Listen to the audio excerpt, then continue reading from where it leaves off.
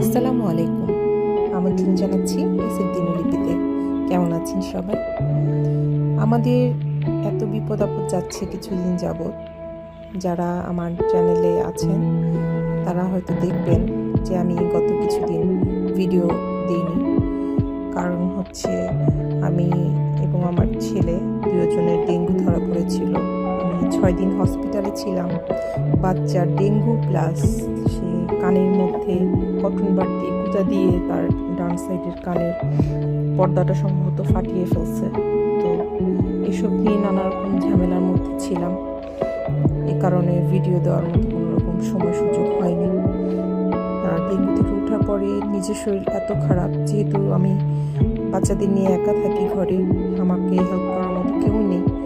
তো এই পরিস্থিতিতে অসুস্থ বাচ্চা, নিজে অসুস্থতা নিয়ে কোনোরকম নতুন ভিডিও করার কিংবা ভিডিও আপলোড করার মতো সময় সুযোগ আমার হয়নি।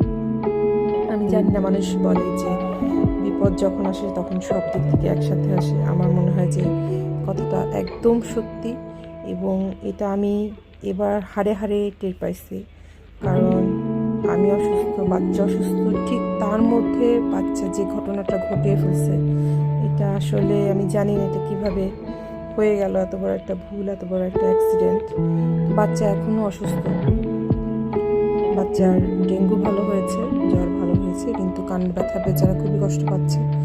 অলরেডি আমরা 2-3 জন ডাক্তার দেখিয়ে ফেলছি, হসপিটালে দৌড়াদৌড়ি করা হয়েছে। কিন্তু যেহেতু তার কানটা ফুলে আছে, কানটা যেহেতু এখনো ব্যথা, তাই ভিতরে এখনো চেক করা সম্ভব হচ্ছে না। ডাক্তার ওষুধ দিয়েছেন, যখন এই ওষুধ খাওয়ার পরে তার কানের ফুলাটা কমে যাবে তখন তারা প্রপারলি দেখতে পারবে। আর তাছাড়া যেহেতু বাচ্চাটা ছোট, আমার বাচ্চাটা একদমই, সে ডাক্তার দেখলেই ভয় পাচ্ছে, কাউকে কান ধরতে দিচ্ছে না, দেখতে দিচ্ছে না আর কি। এমন হয়েছে গত সপ্তাহে আমরা ডাক্তারের কাছে গিয়ে তারপরে ফিরে আসছি, ডাক্তারকে দেখাতে পারিনি। কারণ হচ্ছে শুধু বাচ্চার কান্না এবং ভয় পাওয়ার কারণে। তো যাই হোক, এভাবে চলতেছে দিন। এই কারণে এতদিন ভিডিও দেওয়া হয়নি। আসলে এরকম পরিস্থিতিতে ভিডিও করার অবস্থা থাকে না।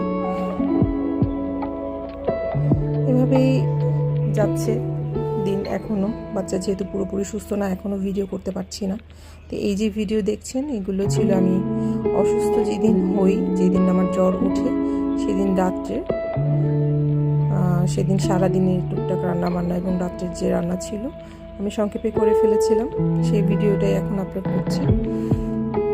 এখানে দেখতে পাচ্ছেন আমি তেহারি রান্না করেছিলাম সেদিন রাত্রে, শর্টকাট, যেহেতু শরীর ভালো লাগছিল না। রাত্রে শুধু আমি তেহারি করেছিলাম। এরপরই হঠাৎ এমন জ্বর যে আমার 104-5 জ্বর উঠে গেছে, কিছু করার ছিল না। এরপরে দেখতে পাচ্ছেন যে আমি হসপিটালে ভর্তি, আমার মেয়ে পাশে বসা, স্যালাইন চলছিল। 6টা দিন যে কীভাবে গেছে বলার মতো না। আমার আত্মীয় স্বজন যারা ছিল, আমার শাশুড়ি, আমার ভাসুর, যা যে যেখানে ছিল, আমার মা, ভাই, সবাই আমাকে হেল্প করেছে, যথেষ্ট হেল্প করেছে হসপিটালে থাকাকালীন সময়ে। এটা হচ্ছে হসপিটাল থেকে ফিরে আসার সময়ের ভিডিও। জাস্ট আমি ব্যাগ প্যাক করে বসে আছি, গাড়ির জন্য অপেক্ষা করছিলাম, তারপরে বাসায় ফিরে আসি। যাই হোক, চেষ্টা করব এরপর থেকে নিয়মিত ভিডিও দেওয়ার।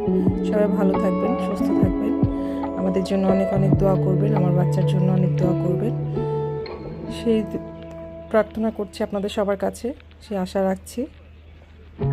আজকের ভিডিও এখানেই শেষ করছি। আল্লাহ হাফেজ, ভালো থাকবেন।